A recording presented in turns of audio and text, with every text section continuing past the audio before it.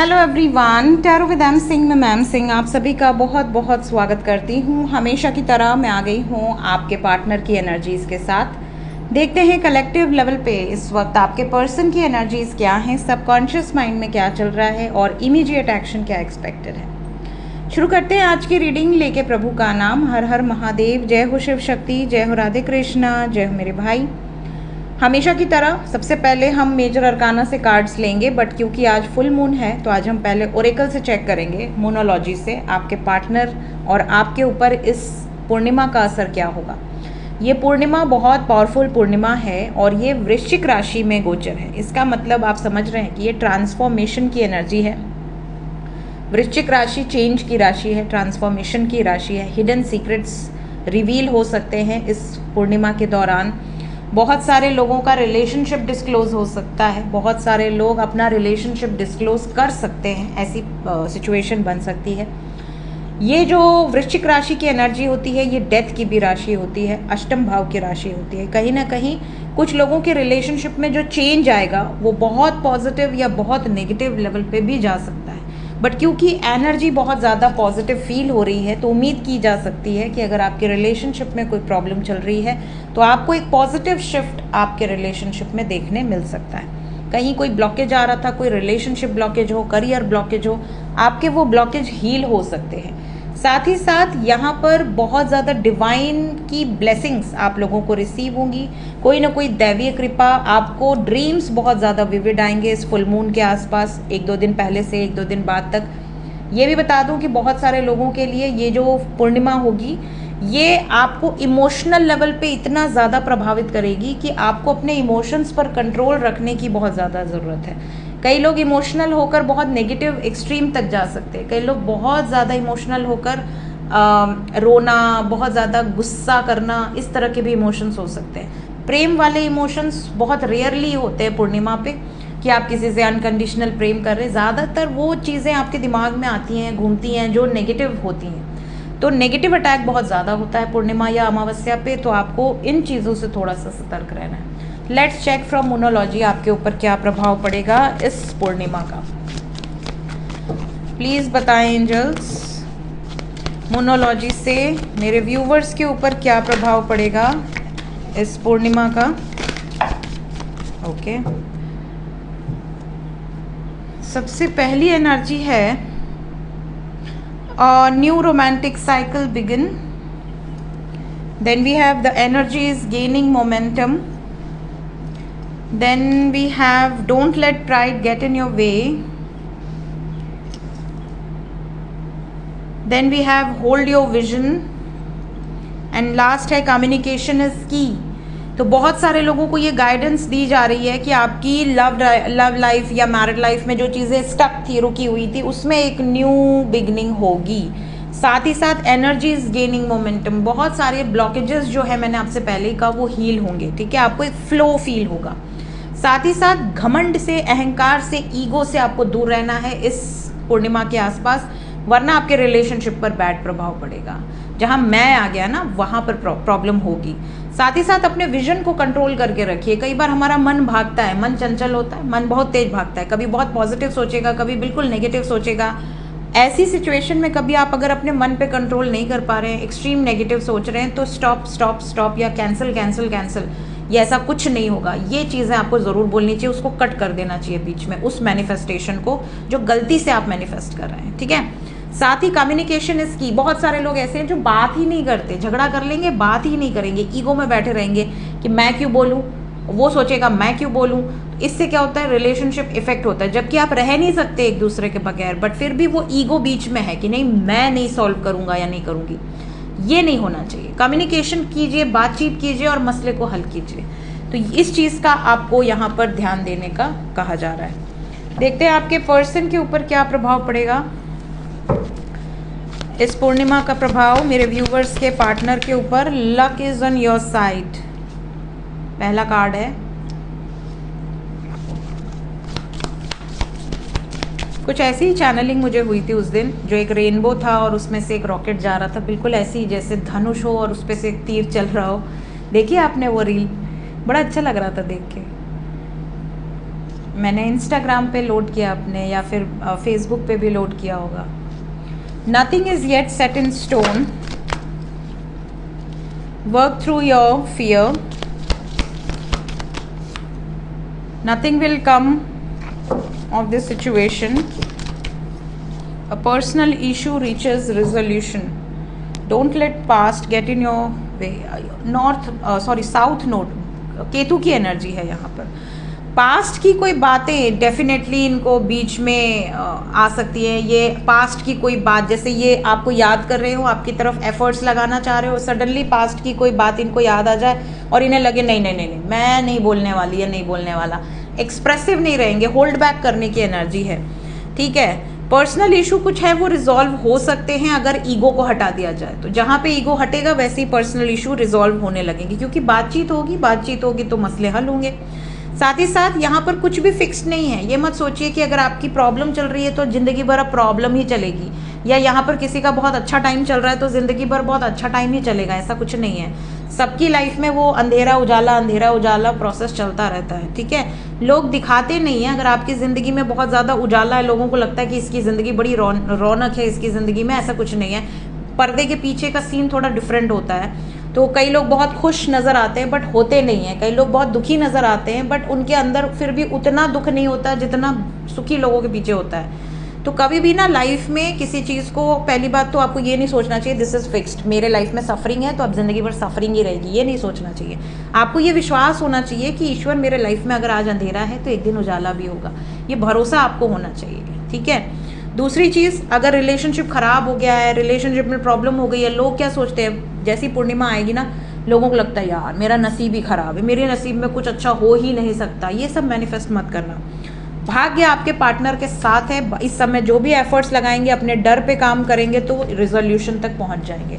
तो डरना नहीं है आपके पर्सन को, यहाँ पर ये फियर से लड़ लें, फियर के अगेंस्ट जाकर एक्शन ले लें, इस तरह की एनर्जी यहाँ पर दिख रही है। देखते हैं मेजर अरकाना से क्या एनर्जी है। Will take 5 cards. किसी एक कार्ड को गेस करना चाहते हैं तो कर लीजिए, कमेंट सेक्शन में लिख दीजिए। 5 कार्ड। जय शिव शंभू, जय माँ जगदम्बा भवानी।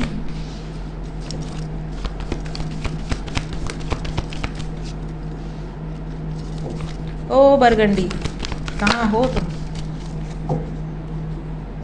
कहाँ हो भाई? चिया, बहुत ज़्यादा कार्ड इतने नहीं लूँगी मैं एक साथ, 3 4 कार्ड एक साथ आए हैं। Will take 1 by 1।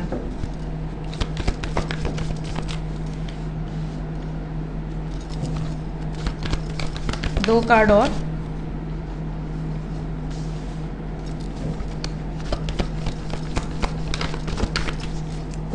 फिर 3 कार्ड आ गए और बरगंडी भी आ गए हमारे, बट 3 कार्ड बहुत ज़्यादा हैं, क्या किया जाए? चलिए कोई बात नहीं, भोलेनाथ है। जय प्रभु।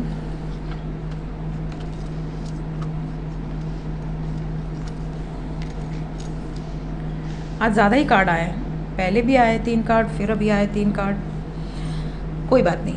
यहाँ पर मेजर अरकाना से जो एनर्जी है, सबसे पहले रीडिंग की शुरुआत जस्टिस से हुई है, न्याय।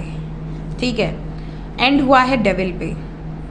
कई बार ऐसा होता है कि हमें न्याय के लिए थोड़ा सा अपना रास्ता बदलना होता है, थोड़ा सा अपनी उंगली टेढ़ी करनी पड़ती है।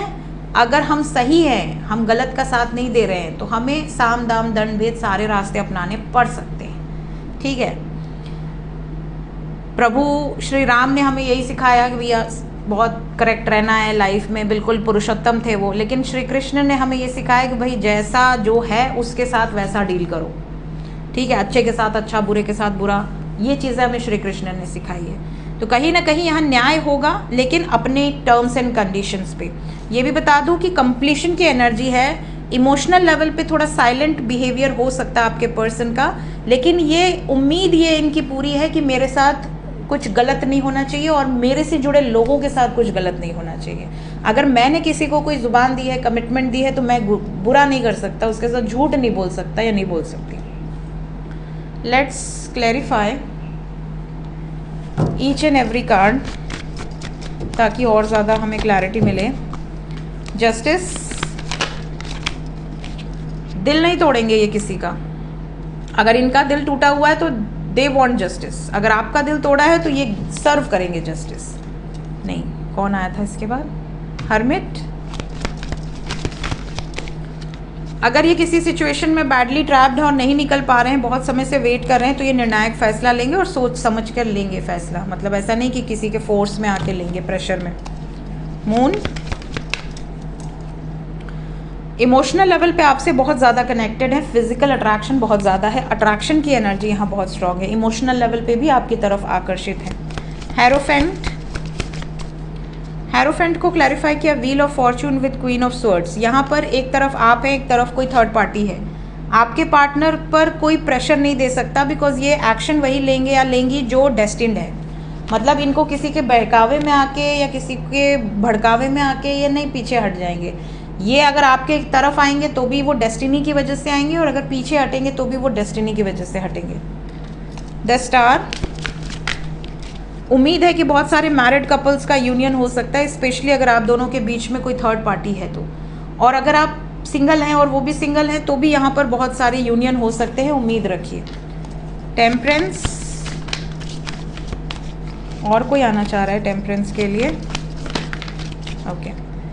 टेम्परेंस को क्लैरिफाई किया है S of pentacles, 5 of swords, S of wands and night of pentacles. बहुत समय लगा दिया सिचुएशन पीसफुली रिजॉल्व हो जाए, आपको कमिटमेंट नहीं दी इसीलिए, लेकिन आप झगड़ा करके आपको कमिटमेंट दे सकते हैं। अब इनके अंदर सब्र नहीं है, पेशेंस नहीं है, जो मुझे चाहिए वो चाहिए, ये वाली सिचुएशन है।